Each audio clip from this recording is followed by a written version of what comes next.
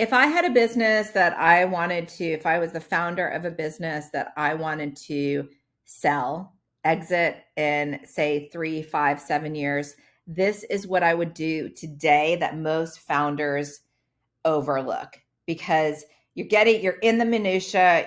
There's things you have to do, right? You have to have a recurring revenue stream. You have to have a mix of anchor clients. And I'll talk about that in other videos. You have to have a team. But how do you also make it easier to exit and get opportunities that will come to you that you don't even that might not even be things that you have thought of? Okay, so the answer is being of value in your industry. Okay, so that doesn't mean customers, it means competitors. Connect, get to know, build relationships with not only people who are bigger in your industry, also people that are smaller. I'm going to give you 2 or 3 examples depending on depending on how this video goes.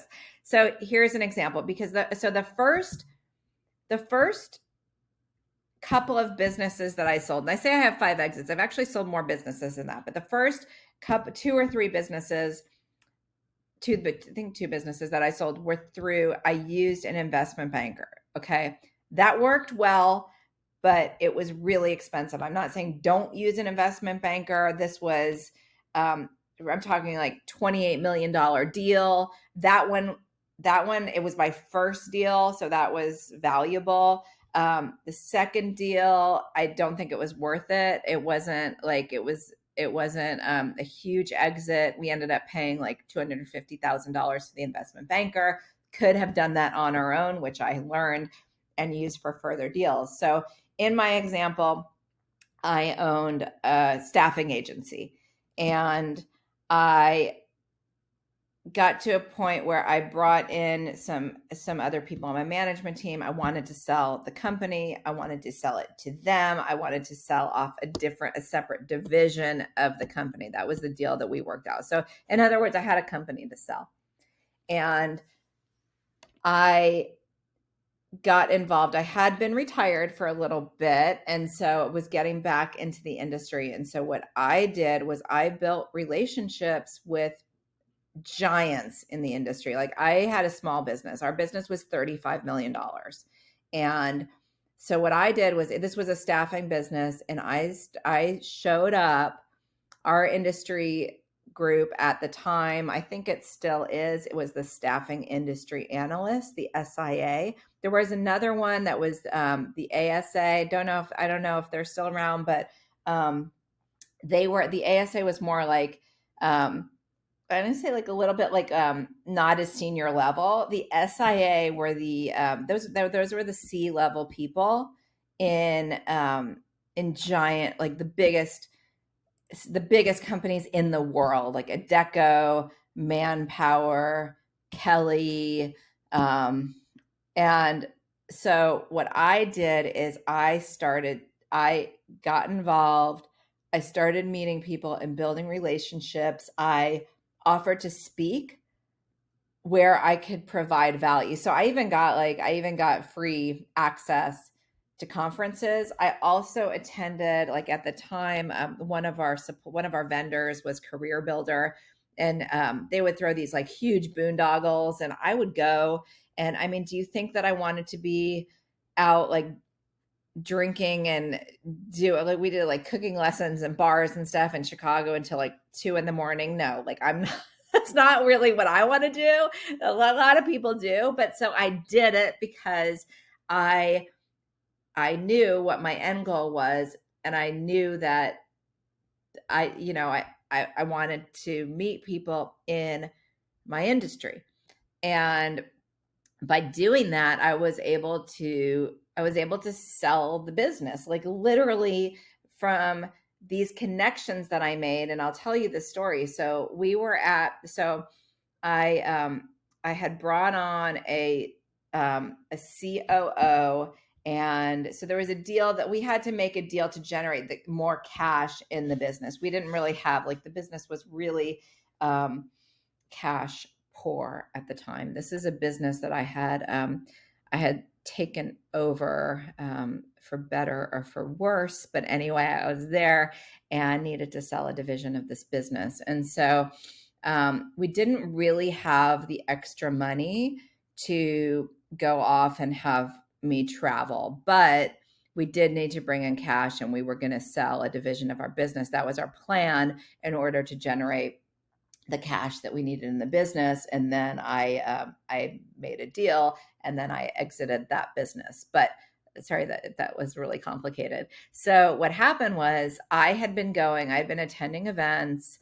I went to this career builder event in Chicago. I was so tired. I was like, I think I had a cold. Like, back then we'd still, did things when we were kind of sick. Oh my gosh. I was like practically on death's door. And I was in this like boondoggle in Chicago. Like, it was insane. Like, I did hold my own boundaries too, because those things can get pretty crazy. But I was just, making connections with people. And so I came home, and then, and that was like, so several months later, there was an SIA event in Miami, and I was in LA then. So like crazy far flight, super expensive. It was at the Fontainebleau, which I guess I probably didn't need to stay there. I probably could have stayed somewhere else, but wanted to be where the people were, where the action was. Because a lot of stuff happens in between, which is actually, this is what happened. So, so my COO at the time had said, you can't go, like, we can't go to Miami because we can't afford it. And I looked at him and I said, we're going to sell this. It was the VMS division. That was the division that another story for another time. But I said, we're going to sell the VMS division in Miami. He was like, oh, I'm like, we're going. Like, I know we can't afford it, but we're going. So,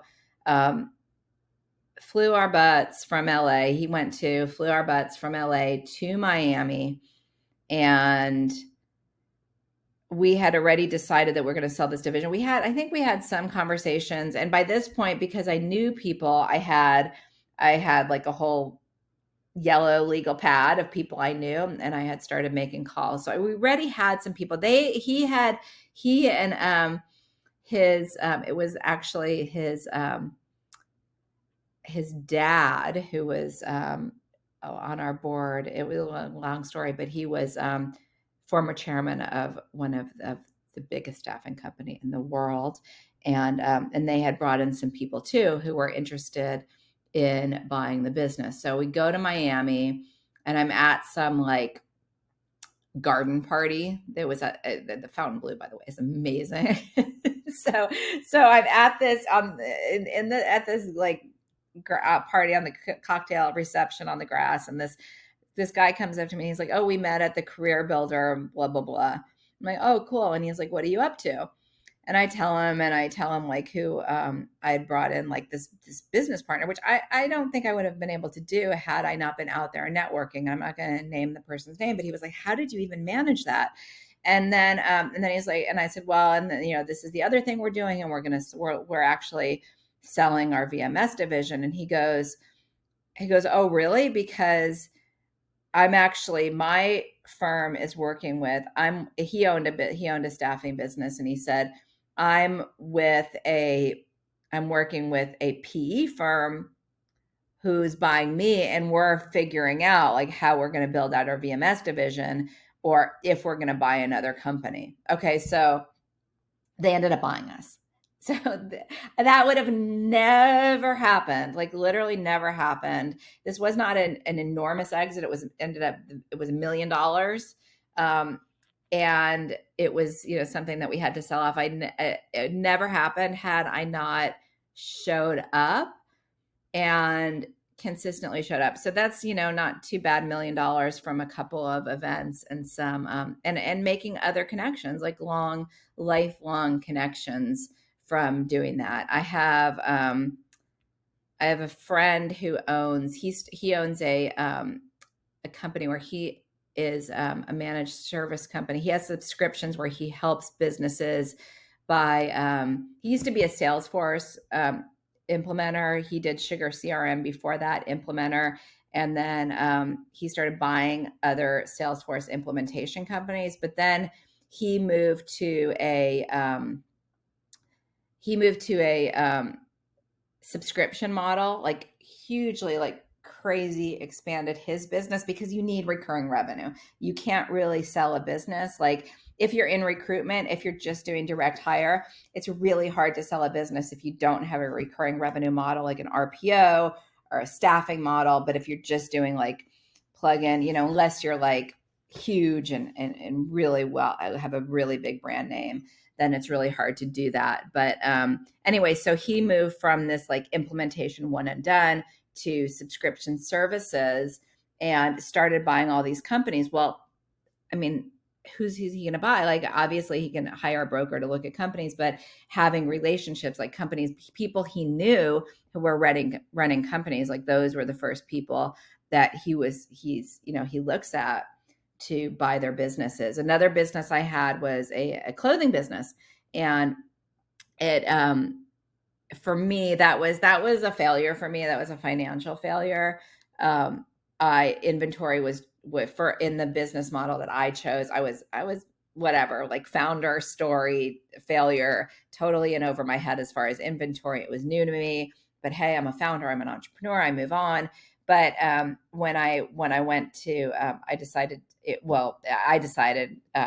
was going to close the business, and so instead of just closing it, I wanted to see if I could sell it. I had about 300 people who were selling the clothing, so there were people involved. I obviously wanted to get some financial, some kind of financial gain, or even like recuperation from selling it. And so took out the yellow notepad again, like I did before, called everyone. I started by like, and I knew people because I had a direct sales model, social selling, MLM.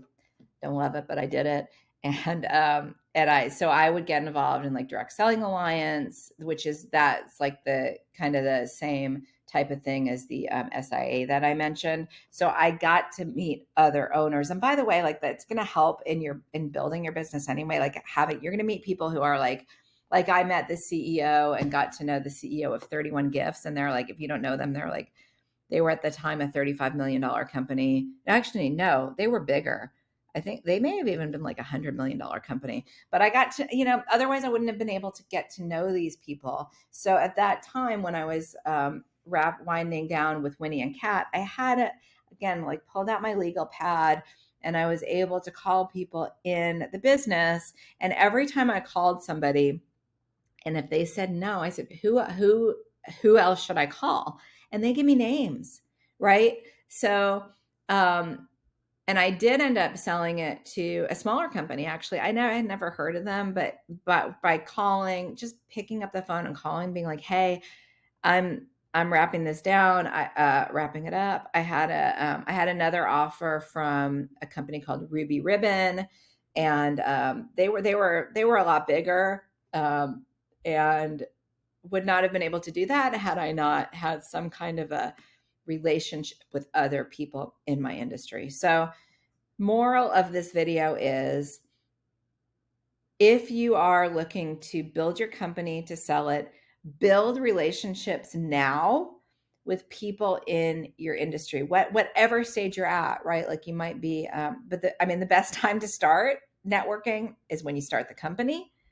The next best time is today, because obviously you can't go back. So drop in any questions, and feel free to book a call with me if you want to chat more about how to grow your business, create a recurring revenue model, and do all the things in your business that you need to have if your plan is to exit your business. I'm Diane Prince, and I have had 5 exits under my belt. I've had over $300 million in revenue. I think it's more like 500 million, but I tend to I don't know. Anyway, try to underestimate, I guess. But anyway, so, and over 2,000 hires.